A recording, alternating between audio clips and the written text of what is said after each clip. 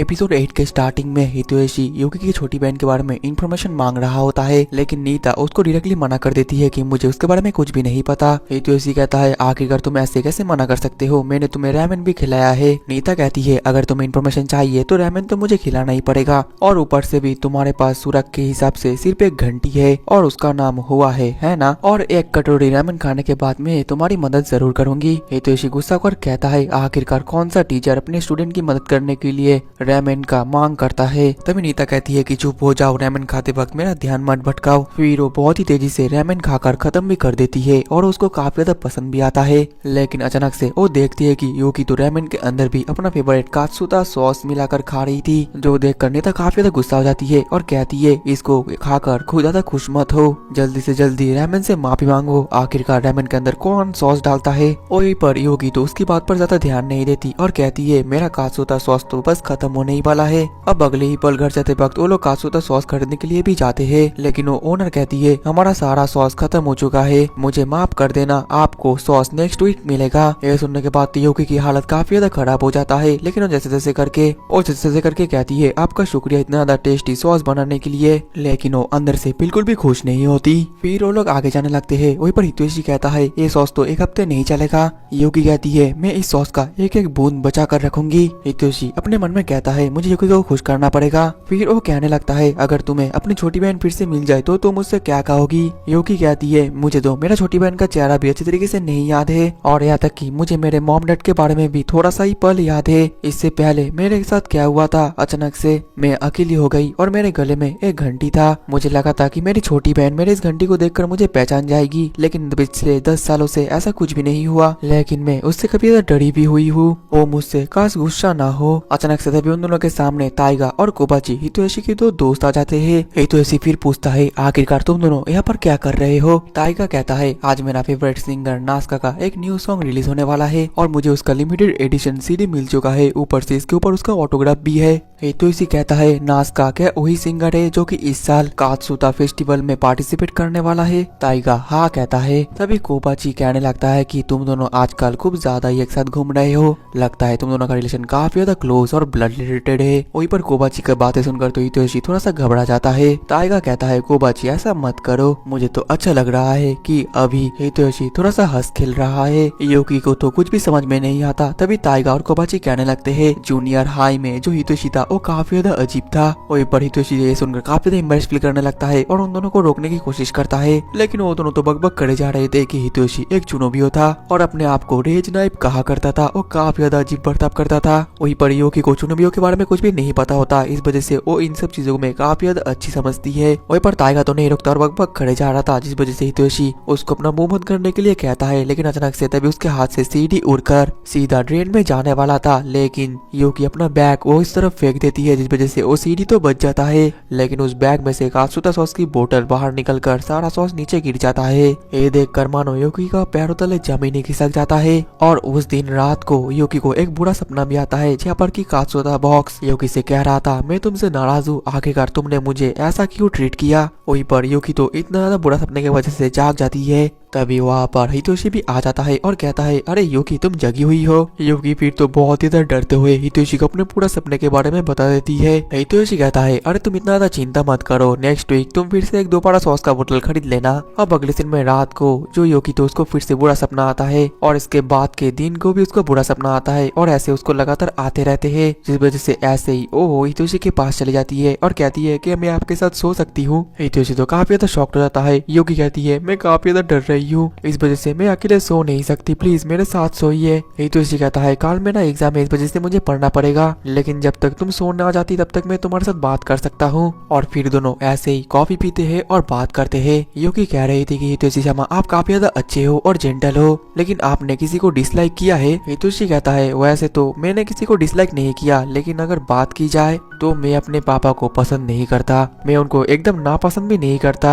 मैं बस उनसे थोड़ा सा डिस्टेंस मेंटेन करके चलता हूँ। ये एक अलग प्रकार का एक रिलेशनशिप है। तभी यूकी को अपने छोटी बहन के बारे में याद आता है जिसने उससे कहा था कि वो सबसे ज्यादा हेट अपनी बड़ी दीदी यूकी से करती है। फिर वो काफी उदास होकर कहती है, मास्टर मैं अपने कमरे में चले जाती हूँ वरना आपको पढ़ने में दिक्कत हो सकती है। अब अगले ही पल यूकी को सपने में फिर से वही कांचसूता बोतल आता है और वो यूकी से कह रहा था, तुम लोगों को मारने के अलावा और कुछ नहीं कर सकती, तुम ऐसी हो इस वजह से तुम्हें कोई भी पसंद नहीं करता। यूकी कहती है, बिल्कुल भी नहीं, मैं एक ऑर्डिनरी लड़की बनने की ट्राई कर रही हूँ। वो बोतल कहता है कि बिल्कुल भी नहीं, तुम बस हितोशी और उसकी बहन के तकलीफ बढ़ा रहे हो। और तभी हम उसके एक पास्ट के सीन को भी देख पाते हैं। अचानक से तभी हम देख पाते हैं कि जो यूकी थी वो काफी ज्यादा छोटी थी और बचपन से ही वो काफी ज्यादा समझदार थी और काफी ज्यादा पॉपुलर भी थी। इस वजह से उसको कई सारे शो में बुलाए जाते थे और उसकी मम्मी पापा उसको पूरे सपोर्ट करती थी और वो भी अपने मम्मी पापा को काफी ज्यादा प्यार करती थी। अब ऐसे ही एक दिन यूकी का जन्मदिन हो रहा था। वो लोग काफी ज्यादा खुश थे, लेकिन अचानक से तभी उनके घर का कोई घंटी बजाता है जिस वजह से उसके मॉम और डैड दरवाजे को खोलने के लिए जाते हैं। लेकिन यूकी को कुछ अजीब लगता है और वो अपने मॉम डैड को ये करने के लिए मना करती है और हमें पता चलता है कि यूकी को कोई पकड़ने के लिए आया था।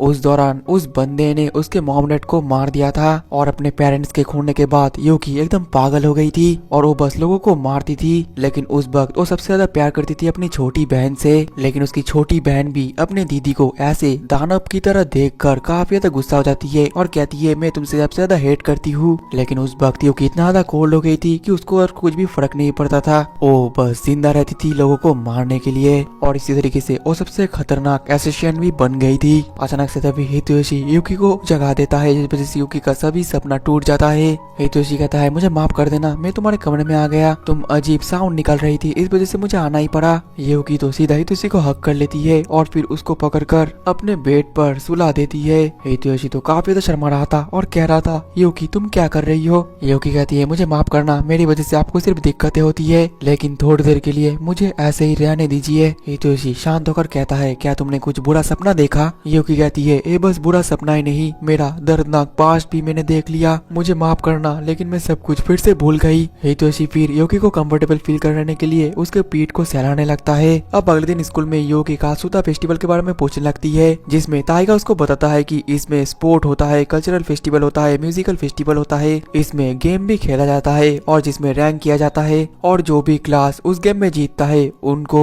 स्पेशल कांचसूता सॉस दिया जाता है। ये सुनने के बाद जो यूकी थी वो काफी ज्यादा शॉक्ड हो गई थी। लेकिन तभी को बच्ची बता रही थी कि फर्स्ट ईयर स्टूडेंट के लिए ये काफी ज्यादा मुश्किल है क्योंकि जो स्टूडेंट काउंसिल है वही ज्यादातर इस फेस्टिवल को जीतते हैं। ताइगा कहता है, लेकिन हम कल्चरल फेस्टिवल में तो जीत सकते हैं, है ना। कोबाची कहता है, लेकिन उसमें भी ग्रेड्स मैटर करते हैं। यूकी तभी खुश होकर कहती है, लेकिन मुझे तो पासिंग ग्रेड मिले हैं। हितोशी कहता है, एटलीस्ट तुम पास तो हुई हो, क्योंकि ग्रेड्स मैटर करते हैं। ग्रेड्स के हिसाब से क्लास का रैंकिंग भी किया जाता है और हमारा क्लास का एवरेज ग्रेड होगा शायद 60। तभी यूकी नोटिस करती है कि उसको तो सिर्फ 42 मिला है, इस वजह से वो काफी ज्यादा डर जाती है। वही पर हितोशी उसको शांत कर रहा था और कह रहा था, तुम फेल तो नहीं हुई हो। तभी ताइगा कहता है, तुम लोगों को प्रैक्टिकल एग्जाम में भी अच्छा करना पड़ेगा, तो फिर शायद सब कुछ ठीक हो जाएगा। यूकी तो ये सुनकर काफी ज्यादा जोश में आ जाती है और वो कहती है, प्रैक्टिकल एग्जाम में तो मैं बिल्कुल फाड़ दूंगी। अब अगले सीन में शर्त के तौर पर नीता लंच ब्रेक में यूकी को कांचसूता ब्रेड देती है। नीता कहती है, ये काफी ज्यादा लिमिटेड है, तुम्हें मुझे थैंक यू बोलना चाहिए। यूकी फिर उसको थैंक यू कहती है, जो सुनकर नीता अपने मन में कहती है, ये शायद से हमारी पुरानी दुश्मनी भूल चुकी है, ये काफी ज्यादा अजीब है। नीता कहते हैं कि अब तुम दोनों यहाँ से चले जाओ, मुझे फिजिकल एजुकेशन के मार्क्स चेक करने हैं। वहीं पर यूकी कहती है, मास्टर हितोशी समा,